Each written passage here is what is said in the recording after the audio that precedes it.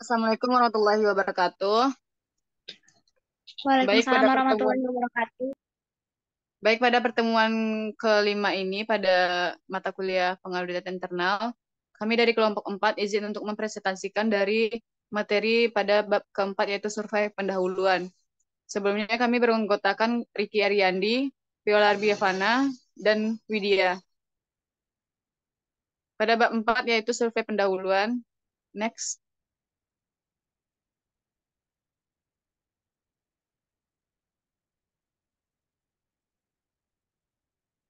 Baik pada survei pendahuluan, dapat menjadi senjata terbaik bagi auditor untuk memperoleh pemahaman informasi dan perspektif yang dibutuhkan untuk mendukung kesuksesan audit. Walaupun survei pendahuluan dapat menjadi sarana yang baik untuk menganalisis karyawan dan sistem, namun bisa juga menjadi sebuah pencarian yang tetap beraturan. Auditor internal harus memastikan bahwa waktu dan upaya yang dihabiskan untuk survei pendahuluan bisa produktif, yang tepat, dan program audit yang akan menunjang keberhasilan audit. Jadi keberhasilan atau kegagalan audit bisa jadi sangat tergantung pada survei. Jika survei pendahuluan direncanakan dan dilaksanakan dengan baik, maka survei tersebut akan menjadi lebih dari sekadar cara untuk mendapatkan pemahaman yang efektif, melainkan juga menjadi penentu keberhasilan audit. Next saja. 7 langkah dasar dalam survei pendahuluan yaitu melakukan studi awal, pendokumentasian, bertemu klien, mengumpulkan bahan bukti, pengamatan, dan pembuatan bagian alir, serta pelaporan. Studi awal yang dilakukan auditor mencakup penelaan atas kertas kerja tahun sebelumnya, temuan audit, bagian organisasi. Studi awal juga harus mencakup penelaan sesakma atas bagian organisasi dan pernyataan tanggung jawab dan kewenangan. Dokumen tersebut akan menunjukkan posisi aktif klien dalam hierarki perusahaan, apa yang diharapkan manajemen senior atas manajemen di bawahnya. Dan beberapa hal pernyataan tersebut bisa dilebihkan dan auditor harus skeptis dalam menyikapinya. Next. Pendokumentasian mencakup beberapa langkah yang akan mengarah pada pertemuan awal antara auditor dengan manajer klien, di mana pembuat daftar pengingat daftar isi awal untuk kertas kerja merupakan beberapa faktor yang dilakukan pada saat pendokumentasian. Auditor juga membuat kuesioner yang akan digunakan dalam wawancara dan diskusi dengan manajer klien dan yang lainnya. Next.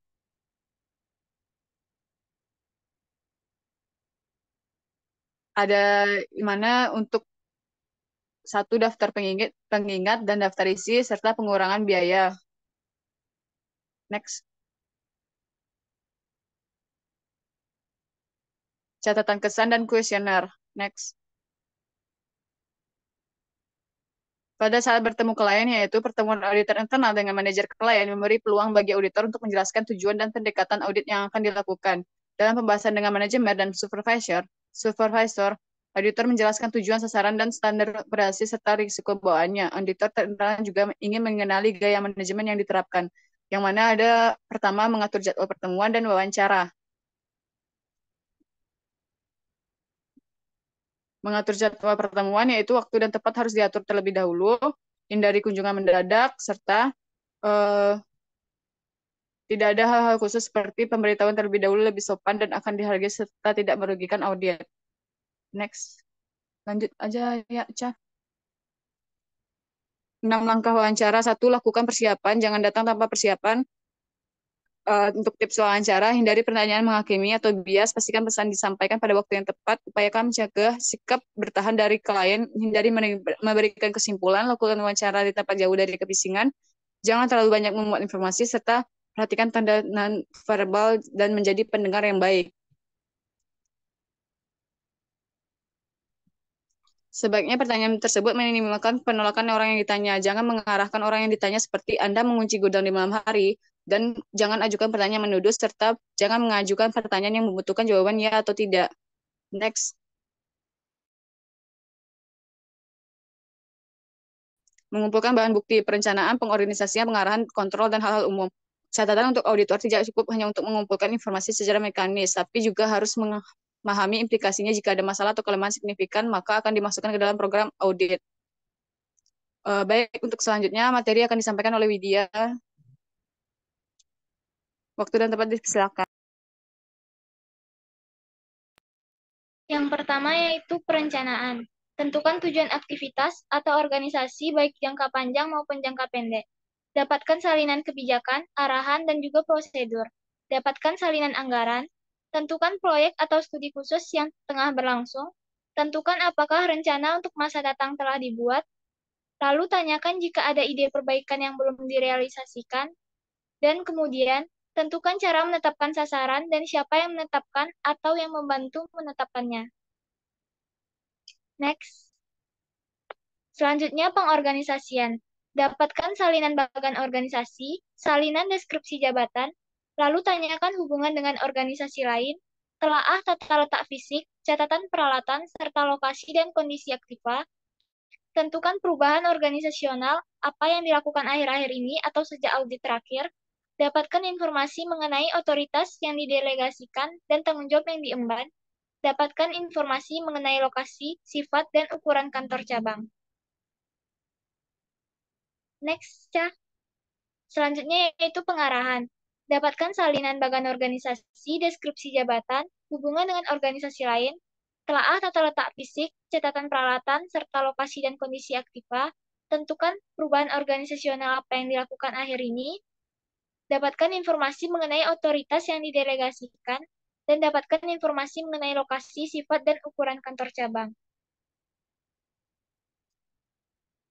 Selanjutnya kontrol. Dapatkan salinan instruksi operasional bagi karyawan. Tanyakan kepada karyawan apakah instruksi sudah cukup jelas dan bisa dipahami. Tentukan apakah rentang manajemen dan pengawasan memungkinkan arah kerja yang memadai. Tentukan apakah kewenangan yang sama dengan tanggung jawab. Pada badan-badan pemerintah, tentukan masalah penting yang akan menarik minat legislatif atau publik. Lalu identifikasikan hambatan bagi kemampuan organisasi dalam melaksanakan tugas yang diembannya.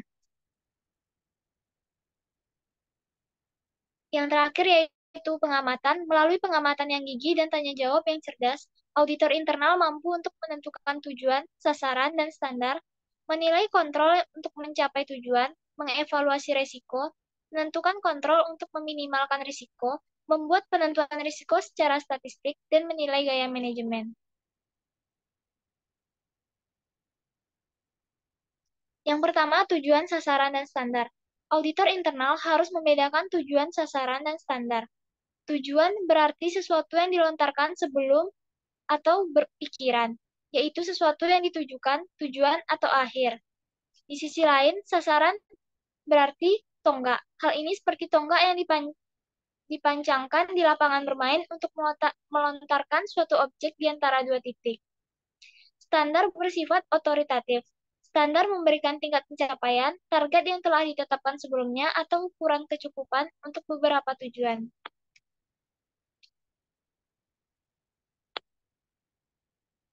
Next, Cak. Belum satu sah, Cah. Nggak pakai laptop, Cah. Selanjutnya yaitu kontrol untuk mencapai tujuan. Jika tujuan, sasaran, dan standar yang telah diidentifikasi dan disepakati selama survei pendahuluan, langkah selanjutnya adalah menentukan kontrol apa atau apa yang seharusnya diterapkan untuk memastikan bahwa hasil yang diinginkan akan tercapai. Auditor internal dihadapkan pada sejumlah kontrol potensial ketika mereka melakukan survei pendahuluan, seperti kebijakan organisasi atau agensi, prosedur manual, instruksi khusus, laporan, daftar register, formulir, pembagian tugas, sistem persetujuan, pengawasan, dan lainnya. Next, Cak. Selanjutnya yaitu manajemen efektif. Selama survei pendahuluan dan khususnya selama wawancara dengan manajemen operasional, auditor internal bisa menilai manajer. Tidak ada kontrol yang lebih baik daripada manajemen yang memiliki pengetahuan, gampang ditemui, dan berpandangan luas. Jika gaya manajemen memang seperti itu, manajer itu sendiri merupakan auditor internal. Jika manajemen efektif, auditor internal dapat mengurangi cakupan audit. Selanjutnya aspek manusia yaitu pegawai merupakan uranan di perusahaan, di mana kontrol yang baik tidak dengan sendirinya dapat menjamin bahwa suatu aktivitas akan dilaksanakan dengan baik, kecuali terdapat sejumlah orang yang kompeten untuk melakukannya. Auditor internal berupaya objektivitas dalam menyatakan pendapatnya. Namun, Ketika melakukan survei atas aktivitas dan menentukan cakupan audit, mereka harus mempertimbangkan orang yang terlibat dalam aktivitas tersebut. Pengamatan fisik. Pengamatan pribadi memberi gambaran yang berkesan di pikiran kita. Auditor internal harus keluar dan melihat sendiri fasilitas, tata letak fisik, proses, aliran bahan baku, dan dokumen yang digunakan perusahaan. Pengamatan pribadi menggambarkan apa yang terjadi dan bagaimana proses terjadinya. Di samping itu, terjadi di perusahaan tersebut. Mengidentifikasi semua risiko yang akan sulit dalam survei pendahuluan. Berikut contoh exposure yang mungkin dihadapi. Yang pertama yaitu persediaan cek kosong, yang kedua penyalahgunaan stempel tanda tangan, yang ketiga keamanan pabrik, yang keempat penanganan barang sisa dan barang bekas, yang kelima keamanan pabrik, dan yang keenam alat uji yang tidak dikapitalisasi. Berikut adalah contoh simbol-simbol untuk pembuatan bagan alir.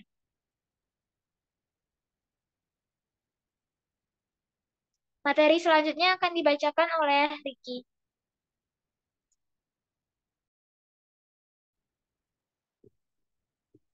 Baik, selanjutnya tentang bahkan alir menotret suatu proses. Meskipun pembuatan bagan alir mencakup hal-hal yang berkaitan dengan ilmu pengetahuan dan seni, namun umumnya lebih bersifat seni. Seperti kebanyakan dokumen lain, pembuatan bagan alir memakan waktu lama. Melalui latihan, bagan alir dapat menjadi alat yang berguna bagi semua auditor. Bagi bagan alir memberikan gambaran sistem dan merupakan sarana untuk menganalisis operasi yang kompleks, analisis yang tidak selalu bisa dicapai dengan narasi yang rinci. Pembuatan bagan alir yang formal seharusnya distandarisasi dalam Departemen Audit. Semua auditor harus menggunakan bentuk yang sama dan mengikuti instruksi dasar yang sama. Biasanya akan sangat membantu bila bagan alir dikoordinasikan dengan auditor eksternal, akuntan independen sehingga masing-masing dapat menggunakan hasil pekerjaan satu sama lain. Tidak semua bagan alir harus rinci, formal, atau ekstensif. Beberapa auditor mungkin merasa bahwa bagan yang sederhana memberikan gambaran sistem yang mudah dibaca dan memenuhi kebutuhan mereka. Next.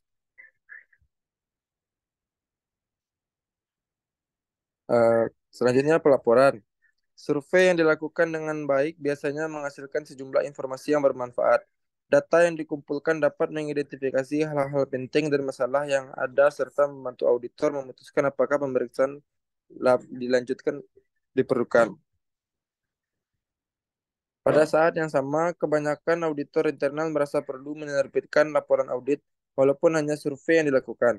Dengan informasi yang dikumpulkan selama survei, mungkin laporan berharga bisa disiapkan. Namun akan menjadi lebih bijak untuk secara berhati-hati menguraikan lingkup audit yang terbatas. Dengan berkonsentrasi pada kecukupan bukan pada efektivitas kontrol dan menunjukkan dasar keputusan untuk terus melakukan audit. Next. Selanjutnya membuat anggaran survei, yaitu memperkirakan waktu yang dibutuhkan auditor merupakan faktor kunci dalam menganggarkan survei pendahuluan. Waktu yang akan dialokasikan akan tergantung pada sejumlah faktor. Semua faktor harus dipertimbangkan dalam membuat anggaran survei. Tetapi bahkan jika auditor merasa cukup memahami aktivitas, mereka harus selalu waspada akan dua faktor yang dapat berubah. Orang dan perilaku mereka. Tidak ada jaminan bahwa orang ataupun tingkah laku mereka akan tetap sama dari tahun ke tahun. Jadi pemahaman bisa saja hanya ilusi. Next. Selanjutnya dikembalikan kepada moderator. Baik, terima kasih kepada rekan saya yang telah menyampaikan materi. Untuk sesi selanjutnya itu pertanyaan, silakan untuk rekan-rekan yang ingin ditanyakan boleh ajukan tangan.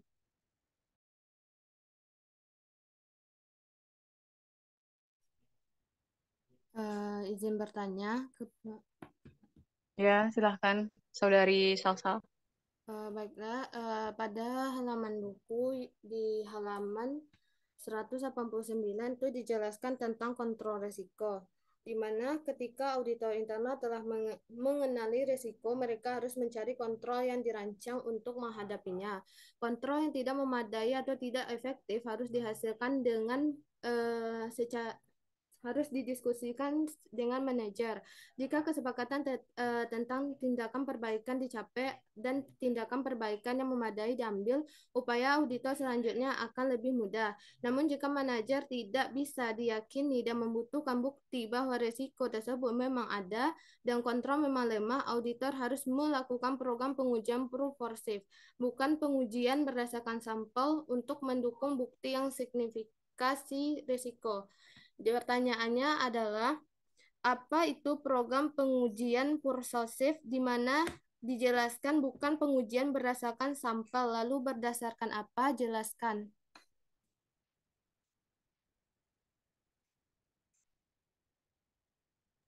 Baik, terima kasih kepada Saudari Salsabila. Untuk pertanyaan selanjutnya, boleh silakan siapa yang ingin bertanya? Baik,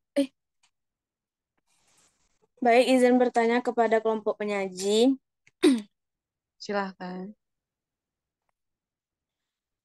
Dari paparan materi yaitu khususnya survei pendahuluan, saya ingin bertanya yaitu bagaimanakah cara menentukan ruang lingkup dalam survei pendahuluan yang internal. Sekian, terima kasih. Baik, terima kasih kepada Saudari Siti Maisyarah. Baik, untuk pertanyaan satu lagi, boleh silakan siapa?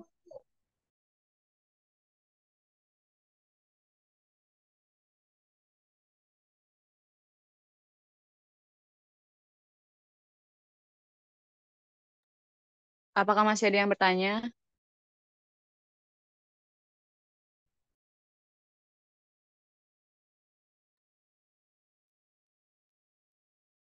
Baik, untuk jawaban dari Siti Maisyarah, saya serahkan kepada Widya untuk menjawabnya.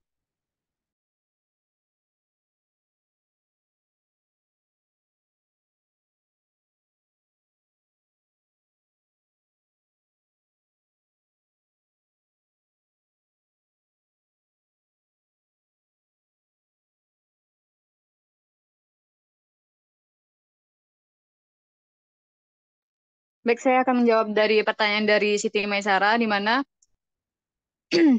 bagaimana cara menentukan ruang lingkup survei pendahuluan yang relevan dalam konteks audit internal.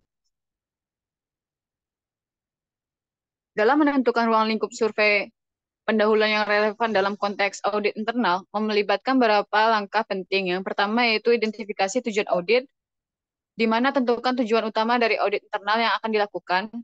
Dan yang kedua, pahami lingkungan bisnis, di mana lakukan analisis menyeluruh terhadap lingkungan bisnis di mana audit yang akan dilakukan. Yang ketiga yaitu identifikasi risiko, di mana identifikasi risiko yang mungkin dihadapi oleh organisasi dalam mencapai tujuannya. Dan yang keempat, tentukan fokus utama. Berdasarkan tujuan audit dan risiko yang diidentifikasi, tentukan area-area fokus utama yang perlu diteliti dalam survei pendahuluan. Yang kelima yaitu tinjau dokumentasi dan informasi terkait, tinjau dokumen internal yang relevan seperti kebijakan, prosedur, laporan keuangan, dan hasil audit sebelumnya. Dan yang keenam, konsultasi dengan pihak terkait, di mana libatkan pemangku kepentingan terkait, seperti manajemen senior, pemilik proses, atau staf operasional, dan dalam proses penunjukan ruang lingkup, ruang lingkup. Diskusikan dengan mereka mengenai prioritas dan area yang mereka anggap perlu diperiksa. Dengan mempertimbangkan semua langkah ini, auditor internal dapat menentukan ruang lingkup survei pendahuluan yang relevan dan sesuai dengan kebutuhan audit internal organisasi. Bagaimana untuk Saudari Siti Maisyarah dengan jawaban yang telah kami berikan?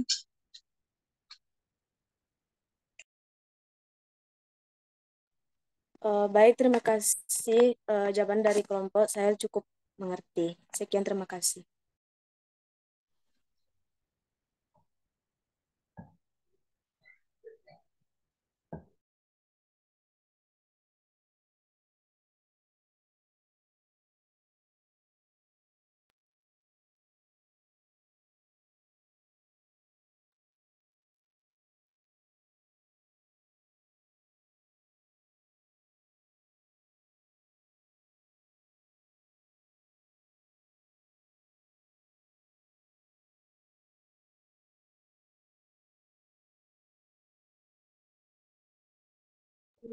Baik, untuk pertanyaan dari Salsabila Ramadhani, apa itu program pengujian purposif? Di mana dijelaskan bukan pengujian berdasarkan sampel, namun berdasarkan apa dan bagaimana teknik pengujian dengan program pengujian purposif tersebut. Program pengujian purposif adalah pendekatan pengujian yang dilakukan dengan tujuan tertentu, seperti untuk mengidentifikasi kesalahan tertentu dalam suatu sistem atau aplikasi. Pendekatan ini melibatkan pemilihan kasus uji berdasarkan pengetahuan tentang kekurangan atau risiko tertentu dalam sistem yang diuji.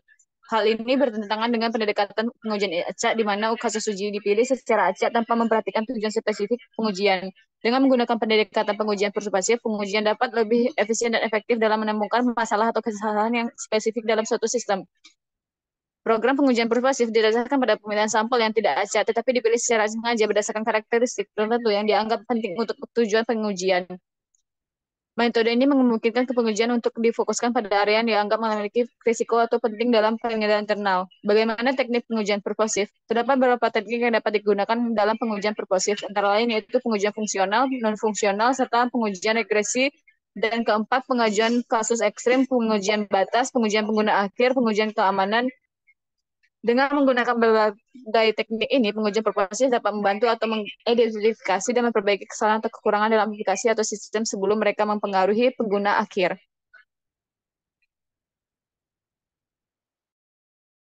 Baik, untuk Saudari Sabila Ramadhani, apakah dengan jawaban kami?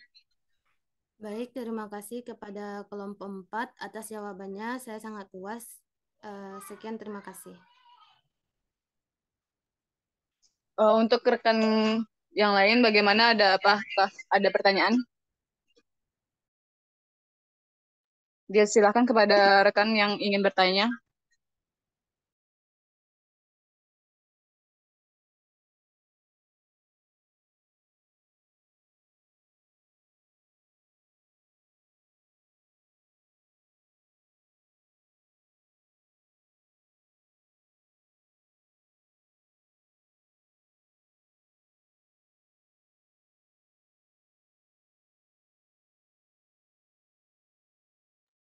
Izin